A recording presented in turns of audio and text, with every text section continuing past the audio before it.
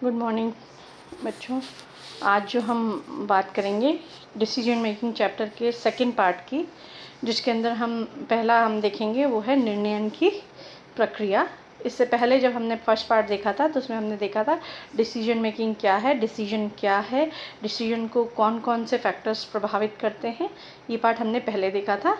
अब हम second part में देखेंगे निर्णयन की प्रक्रिया क्या है, यानी डिसीजन मेकिंग की प्रोसेस क्या होता है। यानी हम जब निर्णय तक पहुंचते हैं, किसी निर्णय तक पहुंचते हैं, तो उस निर्णय तक पहुंचने के लिए हम किन चरणों से गुज़रते हैं, किन स्टेप्स से गुज़रते हैं, उसे हम उसकी प्रक्रिया कहते हैं। तो इसमें सबसे पहली प्रक्रिया का जो पहला स्टेप आता है वो है समस्या का व्याख्यान करना, यानी डिफाइनिंग द प्रॉब्लम। ये बहुत ज़रूरी है, क्योंकि अगर प्रॉब्लम सही नहीं होगा तो निर्णय भी सही नहीं होगा।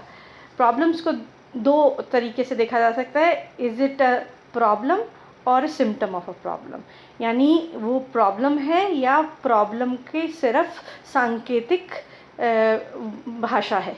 तो इसलिए हमें सबसे पहला जो हम व्याख्या करते हैं वो हम ये देखते हैं कि समस्या क्या है, क्योंकि कोई डॉक्टर भी कोई मरीज़ का इलाज तब तक नहीं कर सकता जब तक वह बीमारी को ठीक तरीके से समझ ना सके। क्योंकि अगर बीमारी हमें पता है तो हम बीमारी का समाधान ढूंढ सकते हैं, लेकिन समस्या पता होनी ज़रूरी है। तो डिसीजन मेकिंग के लिए भी सबसे पहले जो प्रक्रिया का चरण आता है वह समस्या का व्याख्यान करना।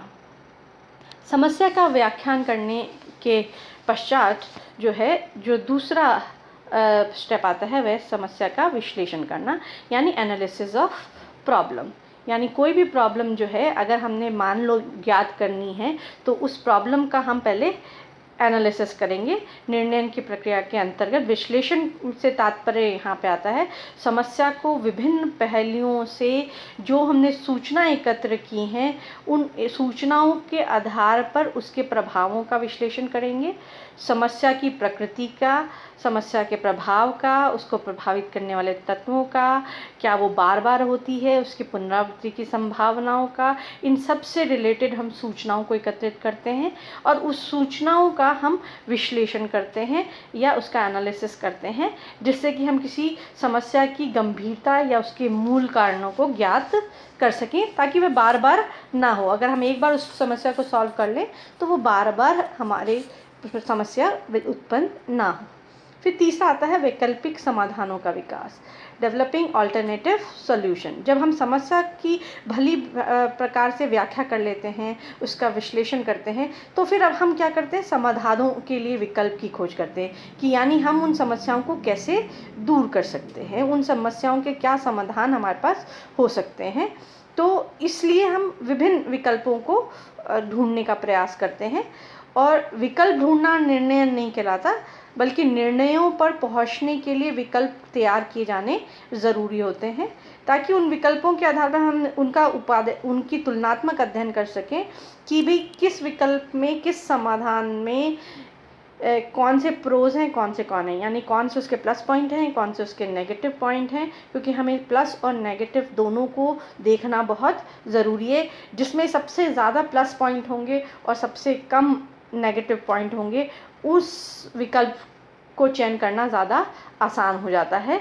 लेकिन इसमें भी कई बार ये होता है कि हम ये भी देखते हैं कि विकल्प जो हम देख रहे हैं उनको हमको सूचीबद्ध करना ज़रूरी होता है। सूचीबद्ध हम कैसे करेंगे, 1 2 3 4 5 8, ये हम इस आधार पे करेंगे कि किसमें कितने प्लस पॉइंट हैं और कितने माइनस पॉइंट है। फिर आता है आपका विकल्पों का मूल्यांकन करना। फिर आता है विकल्पों का मूल्यांकन विकल्पों का मूल्यांकन करने से मतलब है कि जितने विकल्प हम चयन कर रहे हैं उन विकल्पों को, उन सारे विकल्पों को अब हम सूचीबद्ध करेंगे। सूचीबद्ध करने के लिए हम उनका जो है मूल्यांकन करेंगे। मूल्यांकन करने के लिए हम सामान्यतः कुछ बातों को ध्यान में रखेंगे। सबसे पहला जो बात ध्यान रखेंगे, जोखिम, यानी रिस्क फैक्टर कितना है, यानी जो विकल्प हम देख रहे हैं, हर विकल्प का विचार कर रहे हैं, उस विकल्प में जोखिम कितना है, ये जो एनालाइज करना ज़रूरी है। उसकी लागत, उसकी मितव्ययिता का अध्ययन करना ज़रूरी है, क्योंकि अगर लागत ज़्यादा हो गई तो हो सकता है कि हम समाधान तक तो पहुंच जाएं, लेकिन हमारा जो है लागत हमारी एक्सीड हो जाए। तो लागत या मितव्ययिता को देखना ज़रूरी है, समय को देखना ज़रूरी है, क्योंकि अगर समय पे निर्णय नहीं लिया गया तो उसकी प्रभावशीलता ख़त्म हो जाती है। तो इसलिए समय का ध्यान रखना है। संसाधनों की सीमाएं देखनी है, यानी हमारे पास क्या भौतिक, मानवीय, वित्तीय जो भी संसाधन हमारे पास मौजूद हैं या तकनीकी, उन संसाधनों के आधार पर विकल्प का मूल्यांकन किया जाता है। फिर कानूनी सीमाएं यानी लीगल लिमिटेशंस को, प्रावधानों को भी ध्यान में रखा जाता है कि भाई जो भी हम जोखिम देख रहे हैं उसमें क्या क्या कानूनी बाधाएं आ सकती हैं, उसके क्या विकल्प हो सकते हैं।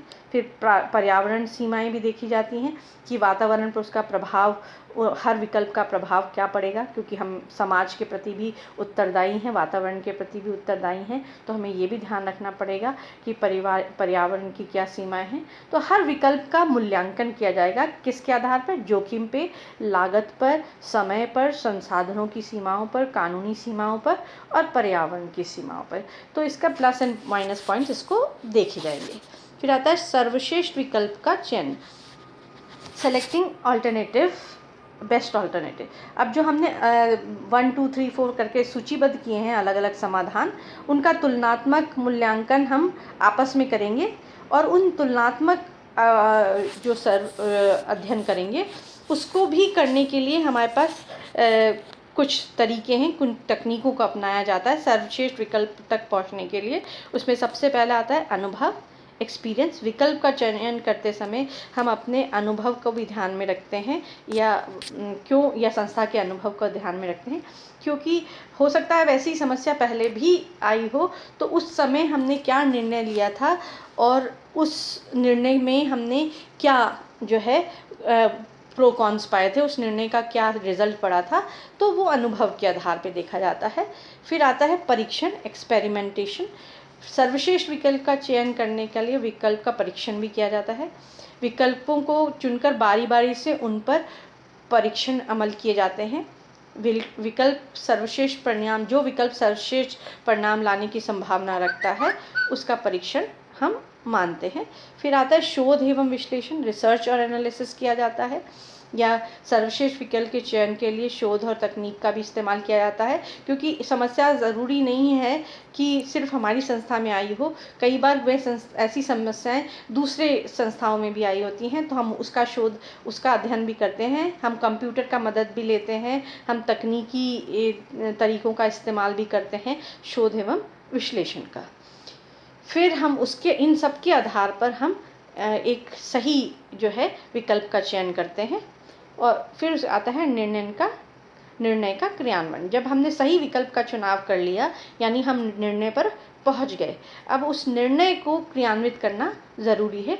किसी भी सर्वश्रेष्ठ विकल्प को क्रियान्वित जब किया जाता है तो वो उसकी सफलता या असफलता इस बात पर निर्भर करती है कि हमें कर्मचारियों का सहयोग कितना प्राप्त है, हमारे विचार एवं सम्मति सारे कर्मचारियों से कितनी मिलती है, या कर्मचारियों की सहभागिता कितनी है निर्णयों के क्रियान्वयन में, कर्मचारियों के निर्णय के क्रियान्वयन में रुचि कितनी है, हम कितनी बाधाओं को ओवरकम कर पाए हैं, या समुचित नियंत्रण व्यवस्था हमारी कैसी है, इनका हमें देखना बहुत ज़रूरी है।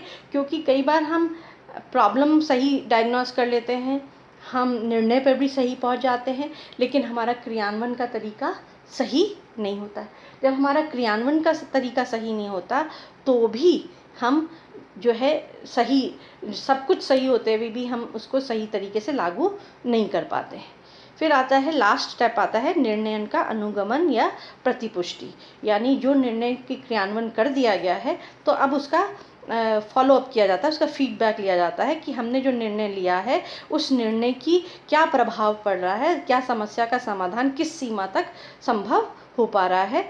अगर हमारे को संतोषजनक रिजल्ट मिलते हैं तो इसका मतलब हमने समाधान का सही समाधान किया है, और अगर हमारे को संतोषजनक नहीं मिलते हैं तो हमें दोबारा से उस पर काम करना ज़रूरी होता है।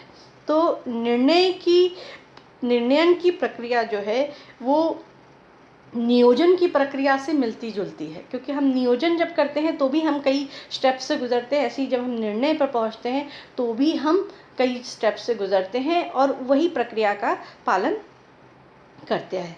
तो अब जैसे हम अगर निर्णय की प्रक्रिया करते हैं या निर्णय लेते हैं, इन सबको देखने के लिए हमारे कुछ सिद्धांत होते हैं जिनको हमें ध्यान में रखना पड़ता है। तो निर्णय के सिद्धांत या प्रिंसिपल्स ऑफ डिसीजन मेकिंग जो है वो बहुत इम्पॉर्टेंट है, इनको ध्यान में रखना बहुत ज़रूरी है।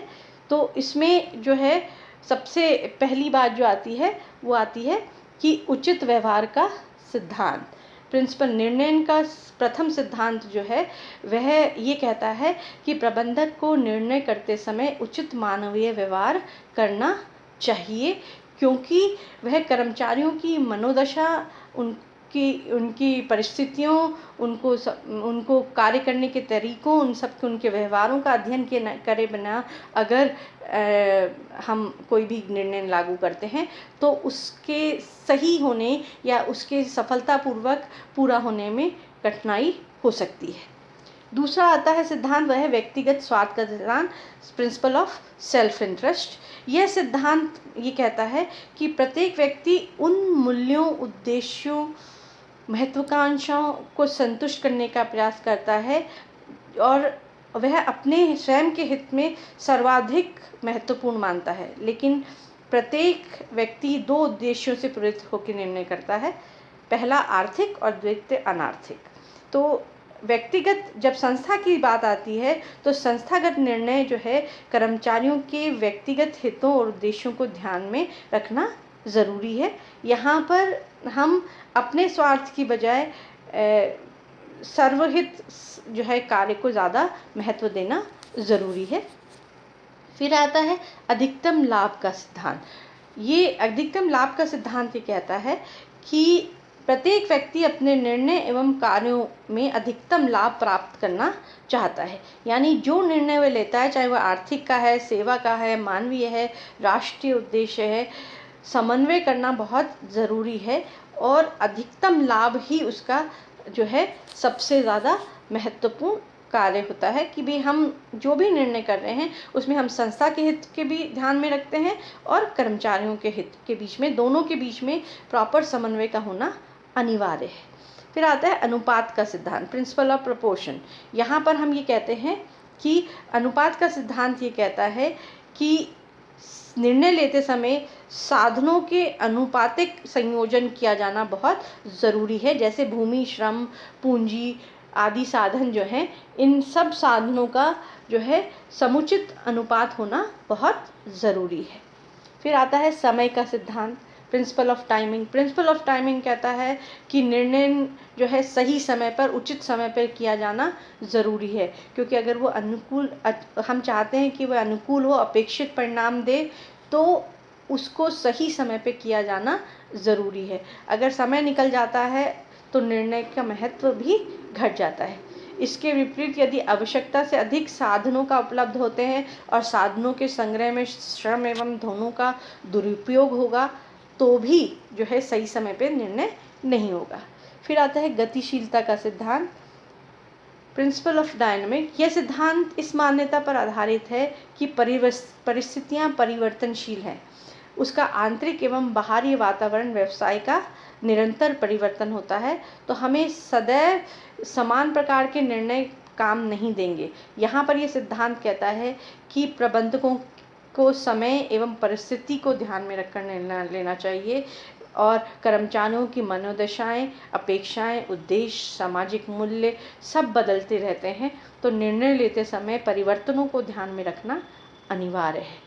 इसके बाद आता है सहभागिता का सिद्धांत, प्रिंसिपल ऑफ पार्टिसिपेशन। ये कहता है कि किसी भी निर्णय तक पहुंचने के लिए सभी पक्षकारों की सहभागिता, भागीदारी होनी ज़रूरी है, क्योंकि अगर भागीदारी होगी तो क्रियान्वयन करना आसान होगा। फिर आता है विकल्पों का सिद्धांत। विकल्पों का सिद्धांत ये कहता है कि किसी भी निर्णय पर पहुंचने के लिए प्रबंधक को समस्या के विभिन्न विकल्पों का विकास करना बहुत ज़रूरी है, क्योंकि जब हम तुलनात्मक मूल्यांकन करते हैं तभी हम सर्वश्रेष्ठ विकल्प का चयन करते हैं। अगर हमारे पास कोई भी अन्य विकल्प मौजूद नहीं है तो समस्या तक पहुंचना बड़ा कठिन हो जाता है। फिर आता है सीमांत एवं सीमाकारी घटकों का सिद्धांत। ये सिद्धांत ये कहता है कि प्रत्येक समस्या, प्रत्येक विकल्प अनेक तत्वों और सीमाओं से प्रभावित होते हैं। अतः विकल्पों का मूल्यांकन और चयन करते समय तत्वों और सीमाओं को ध्यान में रखना ज़रूरी है। एक अच्छा निर्णय तभी होगा जब व्यवहार में सभी घटकों को ध्यान में रखा जाएगा। फिर आता है नियोजित प्रक्रिया का सिद्धांत, प्रिंसिपल ऑफ प्लान प्रोसेस। निर्णय की प्रक्रिया सही होनी ज़रूरी है। समाधान तक पहुंचने के लिए सभी चरणों को सही प्रकार से उनका जो है विश्लेषण करना ज़रूरी है। इसके अंतर्गत प्रबंधक अपनी सृजनात्मक क्षमता, अनुभव, अंतर्ज्ञान, विवेक, वैज्ञानिक तकनीकों का उपयोग करता है और एक अच्छे निर्णय तक पहुंचता है। लास्ट सिद्धांत आता है लोचशीलता का सिद्धांत या प्रिंसिपल ऑफ फ्लेक्सिबिलिटी। क्योंकि आंतरिक और बाहरी वातावरण परिवर्तनीय है तो निर्णय भी लोचशील होना ज़रूरी है, ताकि समय रहते हम उसमें चाहें तो उसमें कोई भी परिवर्तन कर सकें, हमें पूरी प्रक्रिया को दोहराने की आवश्यकता ना हो। तो ये जो कुछ सिद्धांत हैं, जब हम निर्णय लेते हैं तो इन सिद्धांतों का पालन करना बहुत ज़रूरी है, क्योंकि इन्हीं सिद्धांतों के आधार पर हम जो है अपने सही निर्णय पर पहुंचते हैं और उस निर्णय को क्रियान्वयन करना भी आसान होता है। तो ये था डिसीजन मेकिंग का सेकंड पार्ट। इसके साथ ही आपका ये चैप्टर ख़त्म हो गया है और इसका असाइनमेंट मैंने आपको पहले भी दिया था, वो असाइनमेंट अब आपको अब कर